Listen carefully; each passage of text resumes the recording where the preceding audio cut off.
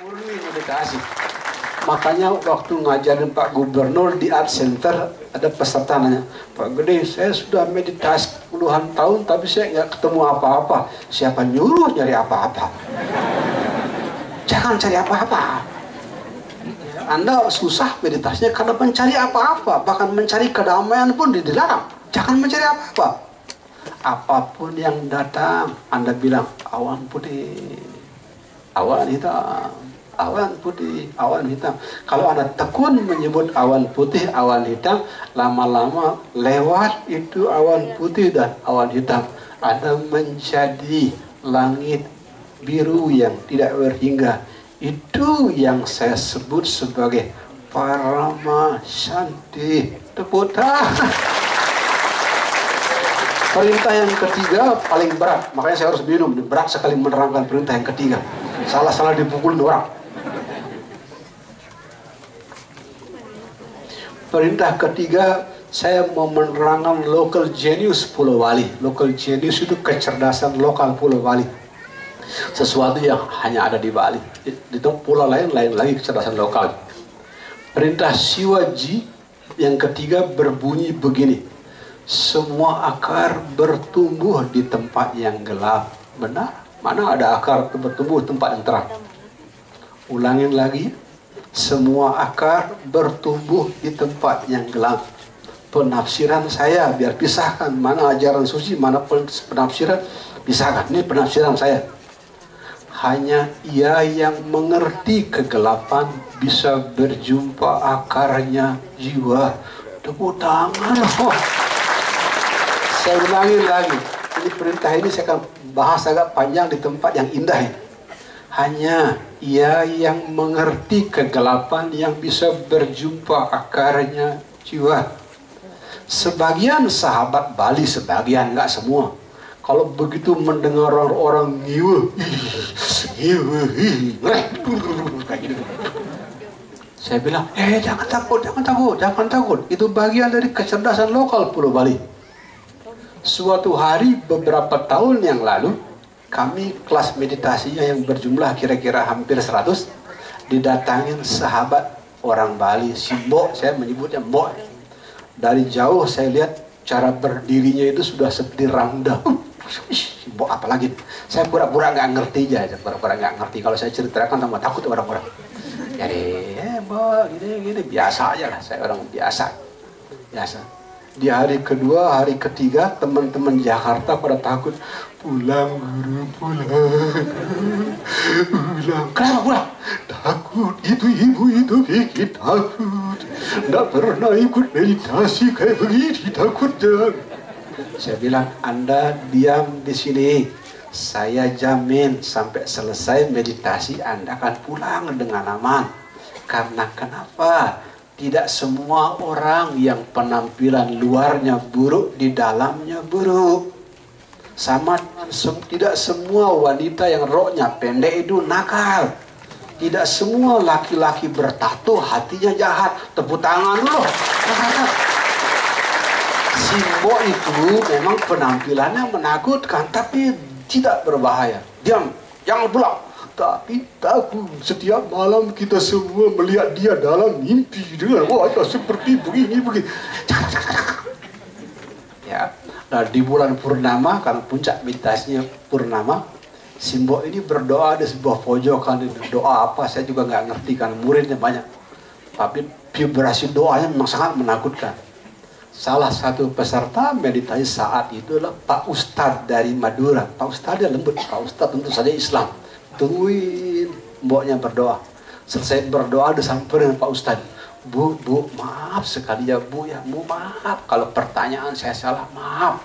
Saya bukan orang Bali, saya bukan beragama Hindu, maaf kalau pertanyaan saya salah. Kenapa? Saya bertanya, apa?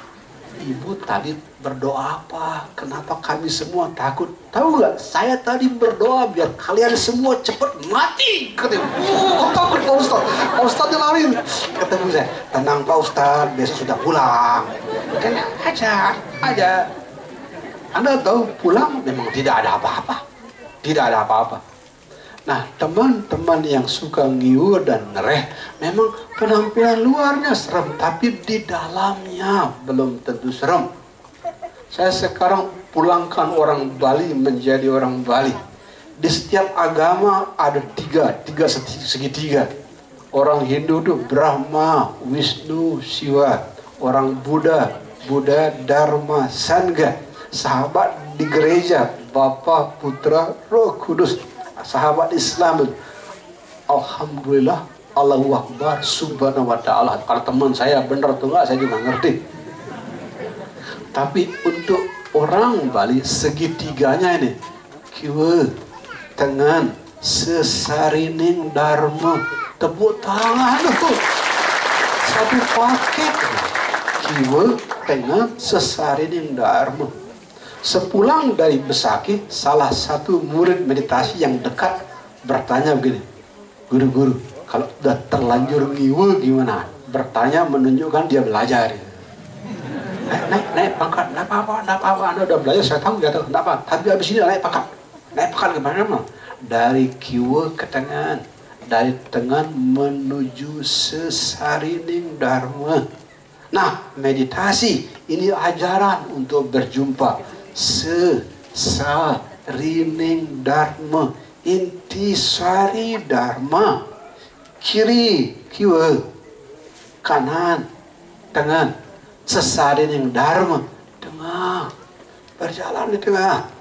Saya pernah lama di hutan, makanya tampang saya kayak orang hutan. Jadi belajar buku suci lain, ketemu guru yang di hutan, dapat pelajaran yang tidak saya peroleh di buku-buku. Suatu hari setelah lama di hutan, jalan ke kiri. Jalan ke kiri. Rupanya jalan ke kiri itu seperti makan cabai. Cepat sekali ketemunya. Sekali belok kiri ketemu sebuah pondok sederhana, kalau tidak disebut miskin, yang penting sederhana. Ada pondok sederhana. Tapi begitu lihat pondok itu, belas kasih saya bangkit. Belas kasih itu ada kasihan. Siapa tinggal di sini kok? Belas kasih saya muncul. Saya sapa, Om Swastiastu, pondok di tengah hutan. Baru belok kiri sekali, yang keluar orang gila. Saya dikejar dan hampir dipukulin sama dia. Oh, cepat itu tuh saya. Nah itu kiwo tuh begitu. Cepat sekali seperti makan cabai. Begitu kiri langsung ketemu dan bahaya. Nah, guru saya di hutan, udah ke kiri ya, seperti itu ilmu kiri. Sekarang ke kanan. Ke kanan tuh ribet. Kanan, tidak ketemu apa, kanan lagi, berkali-kali sampai saya duduk sampai lelah, pinggang saya. Apa ketemu nggak ketemu? Udah ke belok kanannya berkali-kali tetap nggak ketemu apa-apa.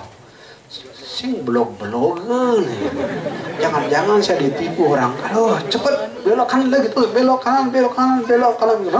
Di puncak belok kanan saya ketemu pondok yang banyak anjingnya digonggong, go. Tapi menggonggongnya dia menyambut, dia bersahabat. Keluar orang tua dengan rambut putih, jenggot putih. Dan beliau mengenal saya. Aduh, Pak Gede Prama. Bapak kenal saya. Aduh, malu jadi orang Bali tidak kenal Pak Gede Prama. Kata, orang muda. Orang tua itu bilang, malu jadi orang Bali tidak kenal Pak Gede Prama. Ringkasnya, orang tua yang saat itu ngaku umurnya 86. Sekarang mungkin dia 90.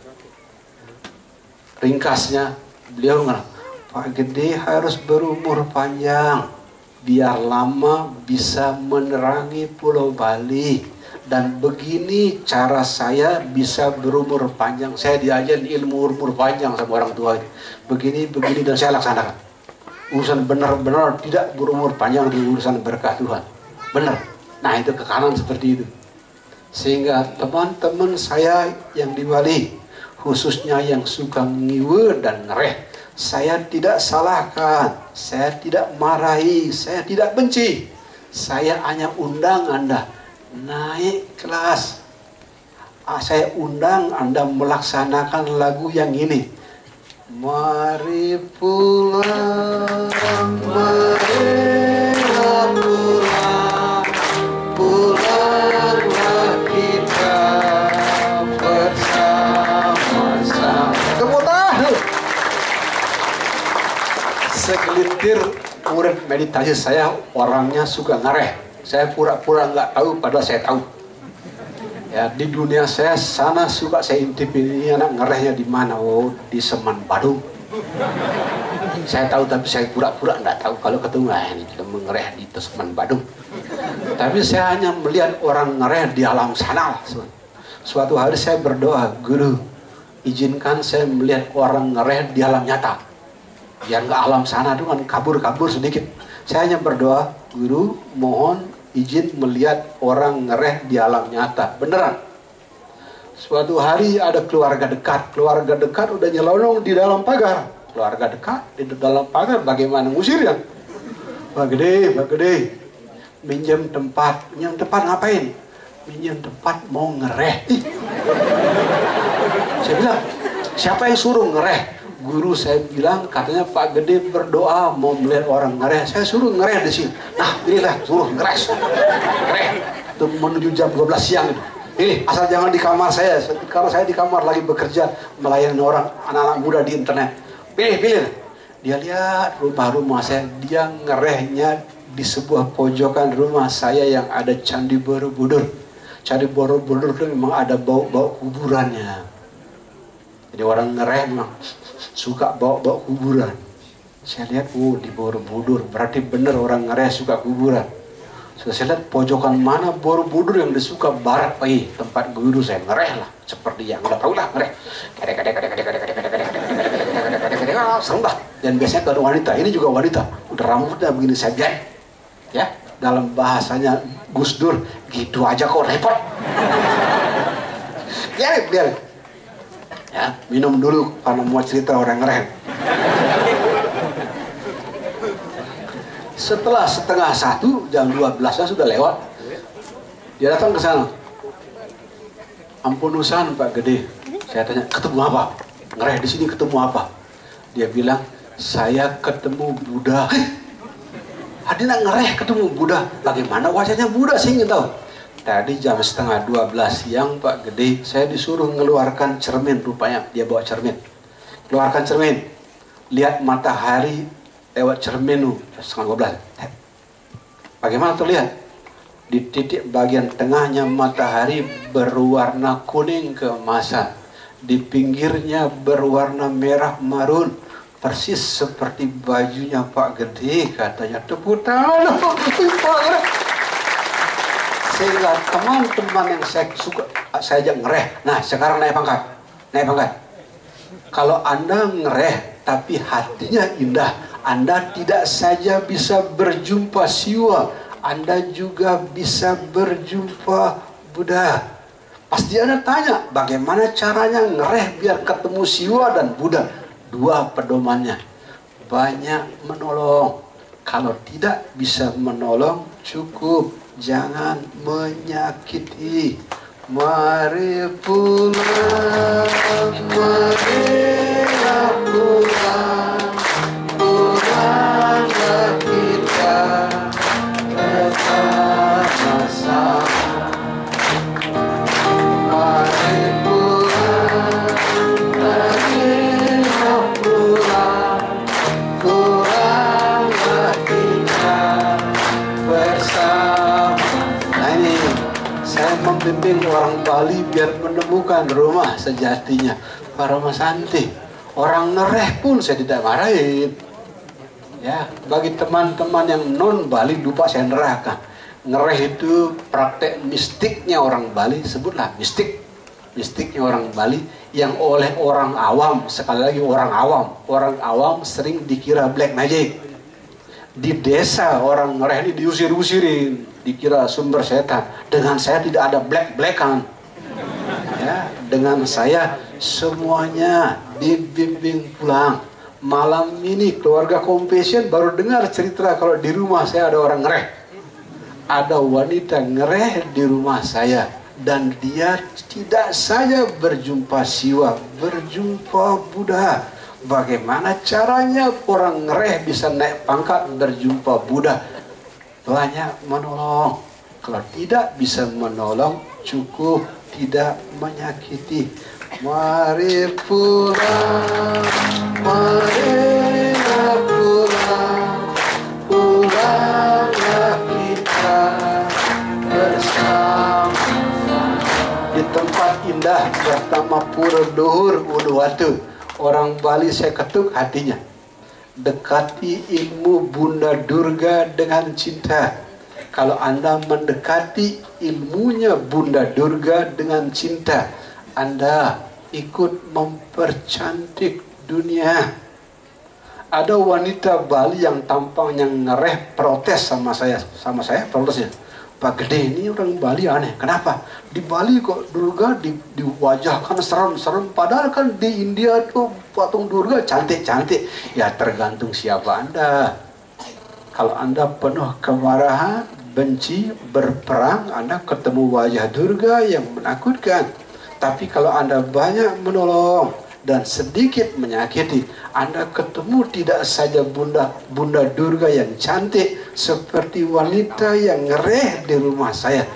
Berjumpa Buddha.